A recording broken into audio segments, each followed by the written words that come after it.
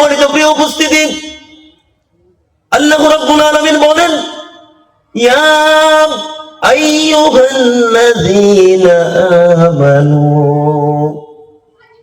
ইত্তাকুল্লাহা হাক্কা তুকাতিহি ওয়া লা তামুতুন্না ইল্লা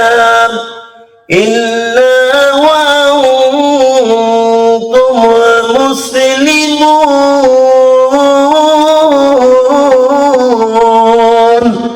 আল্লাহু আকবার। আল্লাহ তাআলা এই আয়াতের মধ্যে বলে, ইয়া আইয়ুহাল্লাযীনা আমানু।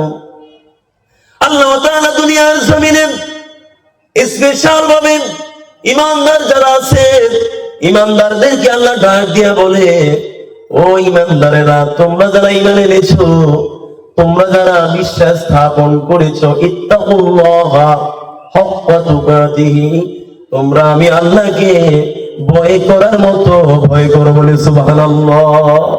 আল্লাহ বলছেন, বান্দারে, হে ঈমানদারেরা, হে বিশ্বাসীরা, তোমরা যারা ঈমান এনেছো, তোমরা আমি আল্লাহরে বেশি বেশি করে ভয় করো। বেশি বেশি করে কি করো? ভয় করার মতো ভয় করো।